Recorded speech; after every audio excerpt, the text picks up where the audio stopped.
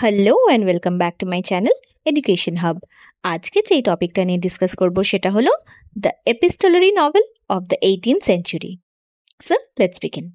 চিঠি, একটা অর্ডিনারি চিঠি আমাদের এভরিডে লাইফে হয়তো খুব একটা গুরুত্ব পায় না, কিন্তু ইম্যাজিন করো 18th সেঞ্চুরিতে এই চিঠি হয়ে উঠল লিটারেচারের এক নতুন রূপ, নভেলের একটা জনরা যেখানে গল্প বলা হতো শুধু চিঠির মাধ্যমে। ক্যারেক্টার্স একে অপরকে চিঠি লিখছে আর সেই চিঠির মধ্যে ধরা পড়ছে লাভ, বিট্রেয়াল, মোরালিটি আর সোশ্যাল লাইফের পুরো ছবিটা। This is the epistolary novel, একটা লিটারেরি রেভলিউশন যা বদলে দিল 18th সেঞ্চুরির ইংলিশ ফিকশনের এক চেহারাটাকে। এপিস্টোলারি শব্দটার রুট এসেছে ল্যাটিন এপিস্টোলা থেকে, যার অর্থ হলো সিম্পল, লেটার।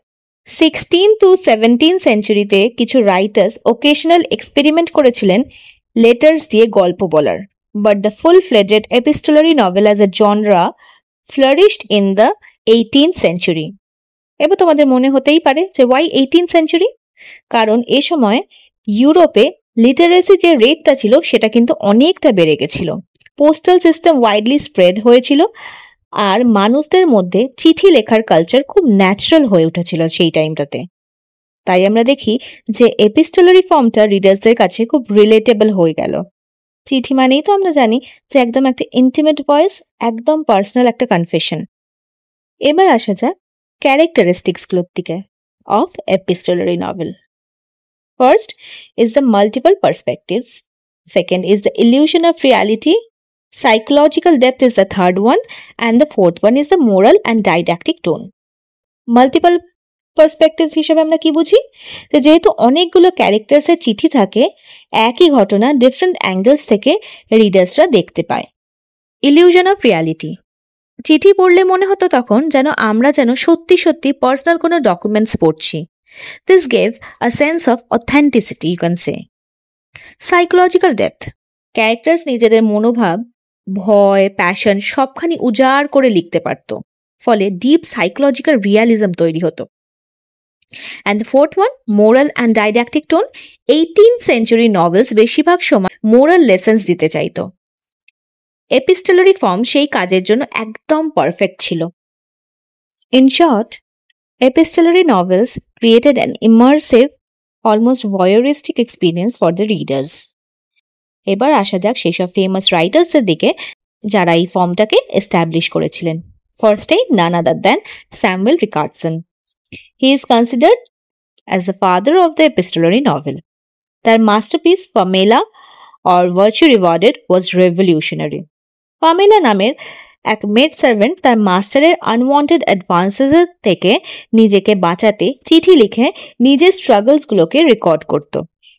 এই নভেলে রিডার্স ফার্স্ট হ্যান্ড ফিল করতে পারে তার ফিয়ার, ভার্চু আর ইমোশনাল টার্ময়েলসগুলোকে। ল্যাটার রিকার্ডসন রোড ক্ল্যারিসা, একটা monumental work, often which is considered to be the longest novel in English literature. ক্ল্যারিসার ট্র্যাজিক ফল এবং লাভলেসের ভিলেনি এখনও লিটারেচারে দেখা যায় মাইলস্টোন হিসাবে। Next comes Henry Fielding. Though not strictly epistolary, his novels like Shamela and Joseph Andrews were responses to Rickardson, making the form central to literary debate. Fanny Burney's Evelina আর একটা brilliant example, যেখানে এক young girl high সোসাইটিতে নিজের experiences, এম্বারেসমেন্টস আর growth চিঠির মাধ্যমে প্রকাশ করছে। Rousseau's Julie or the new Heloise in France, এই নভেল ইনর্মাস ইনফ্লুয়েন্স ফেলেছিল অ্যাক্রস ইউরোপ, যেটা প্রুভ করেছিল the power of epistolary style. So clearly আমরা দেখি যে এপিস্টোলারি নভেল ছিল এক ট্রুলি ইন্টারন্যাশনাল ফেনোমেনন। এবার আসা যাক থিমেতে। এপিস্টোলারি নভেলস বেসিক্যালি এই থিমগুলোকে এক্সপ্লোর করেছিল। লাভ অ্যান্ড কোর্টশিপ, যেটা আমরা দেখি পামেলা অ্যান্ড এভেলিনাতে। ভার্চু অ্যান্ড ভাইস, যেটা আমরা ক্ল্যারিসাতে খুব ভালো দেখতে পাই। ইন্ডিভিজুয়াল ভার্সেস সোসাইটি, যেটা আমরা দেখি জুলিতে। আর সাইকোলজিক্যাল কনফেশন, যেটা ডিপ ইমোশনাল একটা ইনসাইটস দেয়। বেসিক্যালি এগুলো ক্যাপচার করতো 18th সেঞ্চুরির সেন্টিমেন্টাল কালচারটাকে, যেখানে emotion, morality and social values were in constant dialogue. Now coming to the strengths and limitations, epistolary ফর্মের স্ট্রেংথ ছিল ইন্টিমেসি এবং সাইকোলজিক্যাল রিয়ালিজম, কিন্তু এর লিমিটেশনসও কিন্তু অনেক ছিল। রিডার্স মাঝে মাঝে মনে করত লেটার্সগুলো রিপিটেটিভ, ওভারলং আর আনরিয়ালিস্টিক, কারণ কেই বা এত ডিটেল চিঠি লেখে। তাই 19th সেঞ্চুরিতে গ্র্যাজুয়ালি এই ফর্ম ডিক্লাইন করে আর তা রিপ্লেস হয় omniscient narrator based realistic novels দ্বারা, যেমন অস্টিন, ডিকেন্স ইত্যাদি। অলদো 18th সেঞ্চুরিতে এটার গোল্ডেন এজ ছিল, এপিস্টোলারি ফর্ম কমপ্লিটলি ভ্যানিশ কিন্তু হয়নি। Later novels like Dracula used diary entries and letters. আর 20th সেঞ্চুরিতে দ্য কালার পার্পল, যেটা অ্যালিস ওয়াকার দ্বারা লেখা, আবার প্রুভ করে দিল this form's emotional power. Even today আমাদের emails, WhatsApp টেক্সটস, social media DMs all continue the epistolary tradition in modern ways. So learners, the epistolary novel of 18th century ছিল একটা epoch making genre, যেখানে literature first time এতটা intimate, so personal, so psychologically revealing হয়ে উঠেছিল। It's not just about letters, it's about human voices, captured raw and unfiltered, যা লিটারেচারকে একটা নতুন ডাইমেনশনে নিয়ে গিয়েছিল।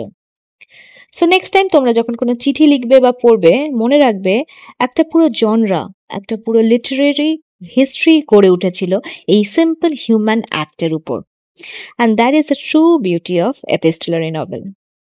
So this was all about epistolary novel. তোমাদের যদি ভালো লাগে তাহলে অবশ্যই লাইক, শেয়ার এন্ড সাবস্ক্রাইব করবে আমার চ্যানেলকে। তো দেখা হচ্ছে নেক্সট ভিডিওতে। টাটা।